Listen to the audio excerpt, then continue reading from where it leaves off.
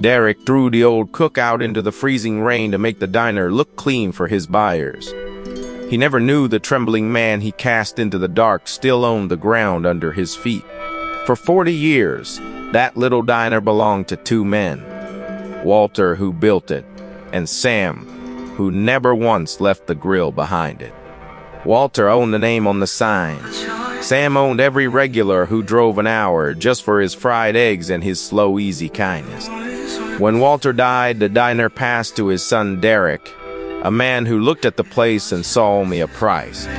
His wife, Vivian, saw the same number and she wanted it collected. A restaurant group had offered a small fortune to buy the land and level the old building. The buyers wanted it clean and modern, and to Derek and Vivian, nothing looked older or cheaper than the gray-haired cook who came with it. Sam had cooked through Walter's whole life. He had cooked through Derek's childhood too, slipping the boy pancakes shaped like stars. Derek didn't remember, Vivian didn't care.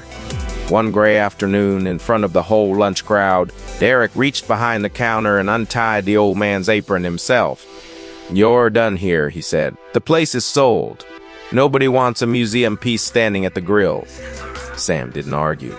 He looked once at Walter's photo by the register, folded his apron on the counter, and walked out into the rain with everything he owned in a single paper bag.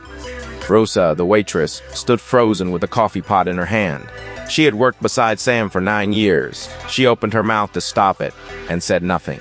She needed the job too much. And in the corner booth, an old woman quietly set down her tea. Grace, Walter's widow, Derek's own mother. She saw all of it and said nothing at all. The sale moved fast after that. Papers signed, permits filed. A demolition date circled in red on Vivian's calendar. Derek told the regulars. The diner was moving on to better things. He told the buyers it was already his to erase.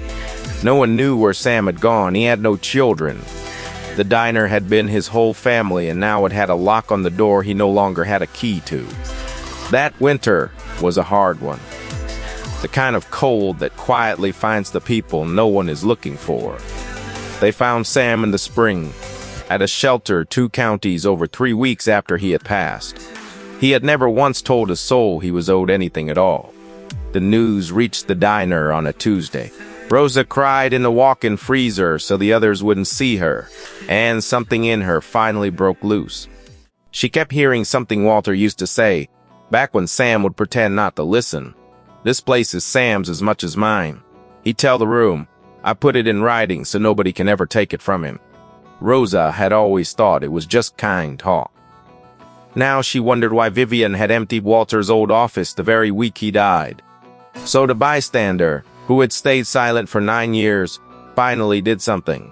She went to the one person who had stayed silent even longer. Grace opened her front door in the dark, and when Rosa spoke Sam's name, the old woman's hands began to shake. Grace had known all along. Walter had left the original papers with her for safekeeping.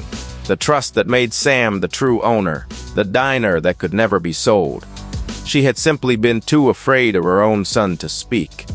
For weeks, the truth had sat in a wooden box under her bed while a good man froze to death. But it was not buried yet, and Grace was finished being afraid. The sale was to be signed at the diner itself. Over a fine dinner, Vivian arranged to charm the buyers one last time before the walls came down. Derek rose to make his toast.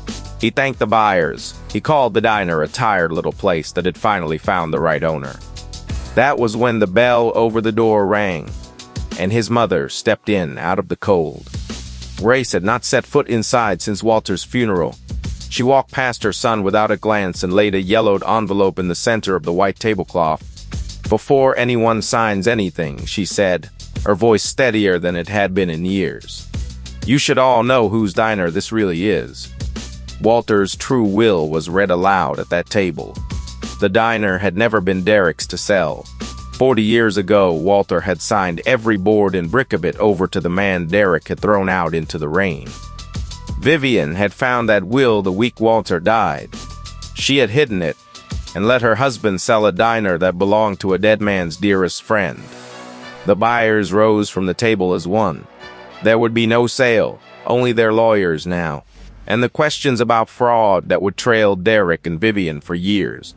Everyone Derek had tried so hard to impress walked out into the night. And in the sudden quiet, someone finally asked where Sam was so the old man could be told the diner was his. No one answered. Rosa just looked at the apron still folded by Walter's photo, and Derek finally understood. The man he had thrown away had died owning everything and never once knowing it. The diner still stands today. Rosa runs it now, exactly the way Walter's will asked. Never for sale, and no one turned away hungry. Sam's photo hangs beside Walter's two old friends behind the same counter again. Derek got precisely what he built. A man who threw away loyalty to look successful left in the end with neither. Today's cruelty is always tomorrow's regret.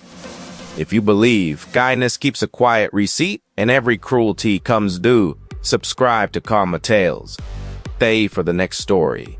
Some debts are only paid after the door is already closed, and this one will sit with you long after the screen goes dark.